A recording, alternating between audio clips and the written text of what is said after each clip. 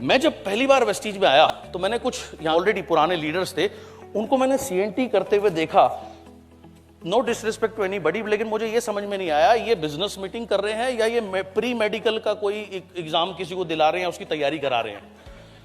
क्योंकि अगर वो फ्लेक्स बताते थे तो दिल का डायग्राम बनाते थे, वो वैसा वाला दिल नहीं, वो प्रॉपर जो डॉक्टर वाला दिल होता है। और ये एचडीएल कोलेस्ट्रॉल है, ये एलडीएल कोलेस्ट्रॉल है, यानी इतनी डिटेल बताते थे, इतना डिटेल में समझाते थे, ऐसा लगता था जैसे ये किसी को डॉक्टर बनाने की तैयारी कर रहे हैं। और मीटिंग चलती थी 3 घंटे, 3.5 घंटे, 4 घंटे। मेरे एक्सपीरियंस से मैंने सीखा था यार, जो चीज डुप्लीकेबल नहीं है ना, वो नेटवर्क मार्केटिंग नहीं हो सकती, राइट? सो मैंने कहा भाई देखो, ऐसे काम चलेगा नहीं। इससे नुकसान क्या होता था, इससे 80% लोग तो भाग जाते थे, और जो 20% लोग बचते भी थे वो कहते थे यार सर कमाल की मीटिंग कर सकते हैं, लेकिन सिर्फ सर ही कर सकते हैं, हम नहीं कर सकते। वो ये बोलते थे। देखिए, इस बिजनेस में एक बड़ा सिंपल रूल है, जिसके ग्रुप में जितनी ज्यादा मीटिंग होगी भाई, उसका बिजनेस उतना ज्यादा बढ़ेगा, राइट? अब ज्यादा मीटिंग कब होगी? जब ज्यादा मीटिंग करने वाले लोग होंगे। अब अगर आप 4-4 घंटे की मीटिंग करने लगोगे तो आप ज्यादा लोग कभी बना ही नहीं पाओगे। तो आपको सिंपल मीटिंग रखनी चाहिए।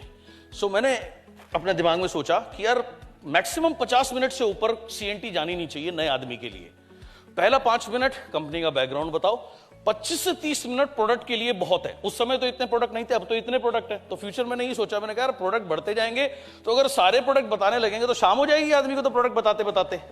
तो सिर्फ ओवरव्यू देना है प्रोडक्ट का, और प्लान का भी सिर्फ आप ओवरव्यू ही दे सकते हो। प्लान तो जब आदमी काम करता है, करते करते समझ में आता है, उससे पहले कभी समझ में आ नहीं सकता, ये सच है। और पहले आपने किसी को बेसिक बता दिए, एबीसीडी सिखाओगे तभी तो सेंटेंस पर लेके जाओगे।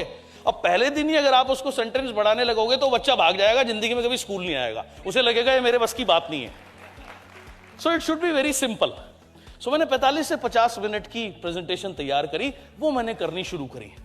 और शुरू में क्या होता था, सारी मीटिंग में खुद अकेला करता था। जब मैं कर लेता था हिंदी में, तो सुदर्शन मोहंती जी आते थे, वो उड़िया में अपने कुछ लोगों को ब्रीफ करते थे, समराइज करते थे।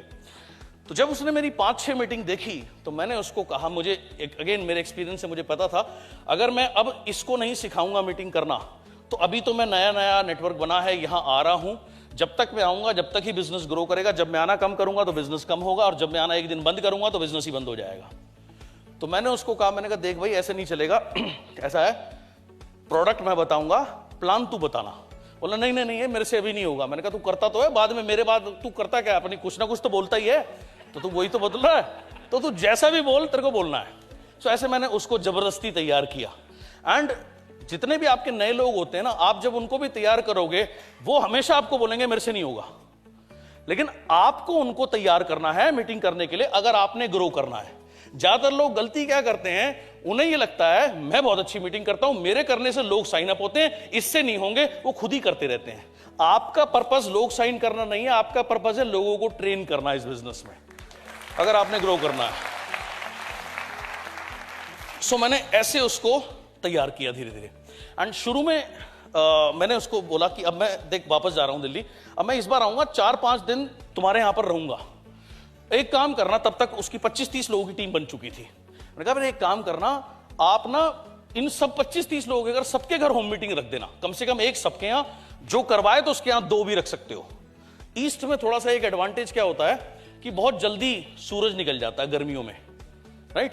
यहां शबनम जी बैठी हैं, आसिफ बैठे हैं, अगर आप इनसे पूछो, राइट, 5 बजे सुबह सूरज बाहर, लोग उठते भी जल्दी हैं।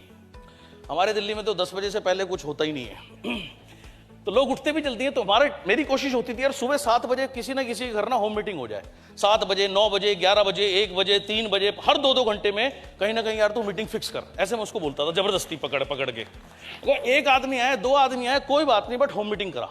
सो मैं 4-5 दिन डेली मैंने 25-30 होम मीटिंग करी, उसके साथ में डेली 5-5, 6-6 होम मीटिंग करी। उसका रिजल्ट क्या हुआ, 4 दिन में उसकी जो टीम थी 20-25 से वो 80 से 100 के बीच में पहुंच गई। वो बहुत एक्साइटेड हुआ।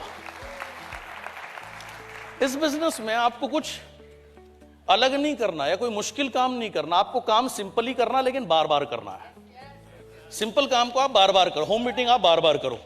सो ऐसे जब 80 से 100 लोगों की टीम बन गई, दूसरा सिंपल काम क्या, अपने बिजनेस को एक्सपैंड करना। सो मैंने उससे कहा, देख ये मेरा टूर खत्म हो गया, मैं फिर आता हूं 20 दिन बाद, इस बार मैं 1 हफ्ते के लिए आऊंगा।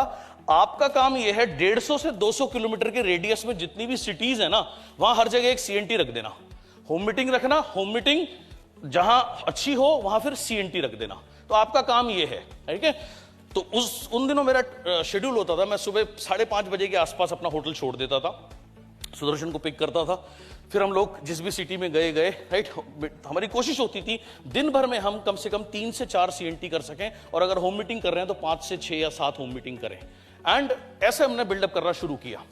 मुझे याद है हमारा शेड्यूल यही होता था, 5:30-6 बजे मैंने उसको पिकअप करना, रात को वापस आए तो कभी 10 बजे आ रहे हैं, कभी 10:30 बजे आ रहे हैं, अगले दिन फिर सुबह सेम शेड्यूल, और अगर ज्यादा दूर निकल गए तो जहां है वहीं रुक जाते थे। तो एक दिन हमें ऐसे काम करते हुए 10-12 दिन हो गए होंगे लगातार, डिफरेंट सिटीज में जा करके।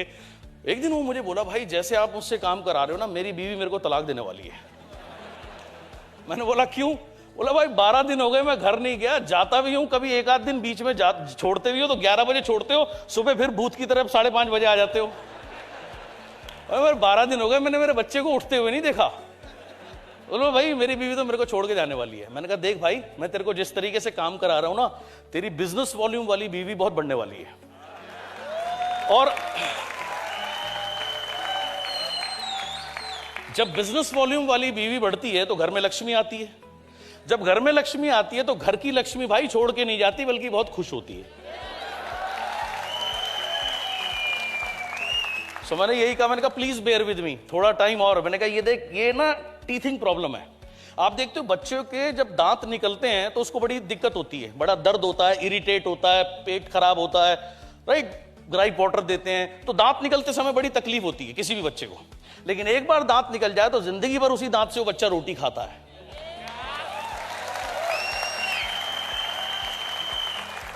सेम नेटवर्क बनाना है। शुरू में जब नेटवर्क बनाओगे ना, बड़ी तकलीफ होगी भाई, 1.5 साल मुझे शुरू में बड़ी तकलीफ होगी। हमेशा याद रखना, टीथिंग प्रॉब्लम। ये स्टेज पार कर ली तो जिंदगी भर नेटवर्किंग के मजे लोगे, राइट। ये स्टेज पार करनी है। अच्छा, अब इतने जो तबीयत से जो हमने काम किया, उसका परिणाम क्या हुआ? चौथे महीने सुदर्शन का चेक था 96,000 रुपीज, 96,000 रुपए। जब उसका चौथे महीने 96,000 रुपए आया, मेरे को फोन करके कहता भाई मेरा चेक ना कंपनी ने गलत बना दिया। मैंने कहा गलत बना दिया? क्या गलत बना दिया? बोला मैं तो सोच रहा था 30-40 हजार रुपए आएंगे, तो लगभग 1 लाख रुपए आ गए। बोला ऐसा है, अब गलती हो गई तो कंपनी की गलती है, मैंने खर्च दिए, मैं वापस नहीं दूंगा। मैंने कहा कोई दिक्कत नहीं, वापस कंपनी ले भी नहीं रही, गलत नहीं बना, सही बना है।